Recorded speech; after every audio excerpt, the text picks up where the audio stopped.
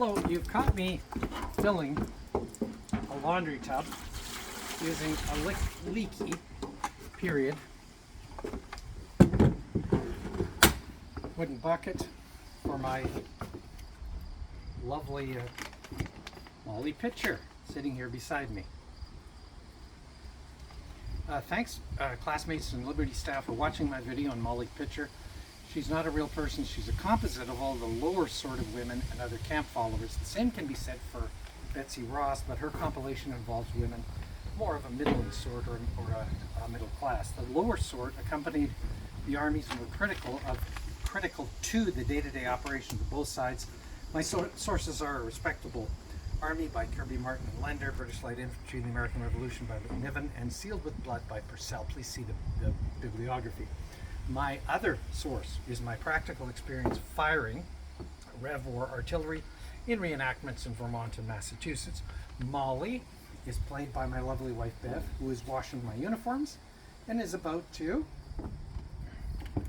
skin, pluck, gut, dress, and eventually cook a rabbit and a quail for our modest meal this afternoon. I will indulge in hagiography as it involves my wife. Molly totes water, chops firewood, digs when these activities are required, and they would be constantly,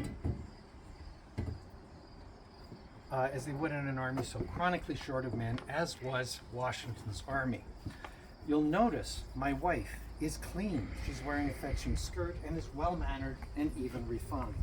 I would be glad to, as I said, write a hagiography, but I'll present rather a hamartography of the Molly Pitchers of the time. They were dirty, they never brushed their teeth, they were ragged, coarse, they drank a lot of alcohol, chewed and smoked tobacco, and frequently were involved in immoral activities that resulted in pregnancies. Quite a contrast to our lovely actors today.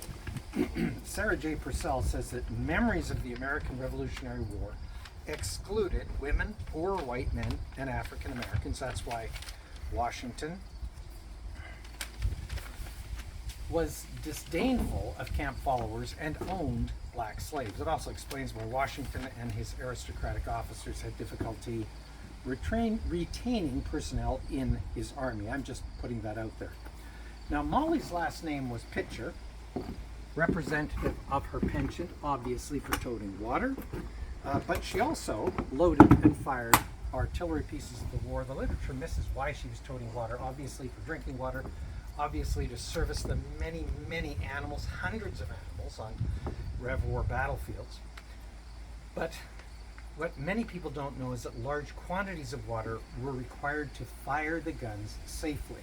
A gun, just like we do in reenacting, must be sponged out between firings. Artillery crews, usually numbered 6, they sponged out each barrel twice between firing. And my son and I will do a very, very quick demo. There's the quasi cannon. There's the sponge. Without exposing his thumbs to the fire. This was done twice, once with a wet sponge, once with a dry sponge, and then we're ready to load and go. You'll note, by the way, that Casey is wearing a much more practical uniform than mine. It's a hunting jacket. Tell us a little about the hunting jacket, Case. The tassels. The tassels were to catch rain, so they wouldn't soak your jacket. Exactly. Again, very practical and used by all ranks. So let's close by honoring all women who participated in the American victory, whether through running farms and businesses while the men were away, or through their many prayers. But also those intensely practical activities by intensely practical individuals who fired the artillery and did the myriad of tasks of maintaining an army in the field.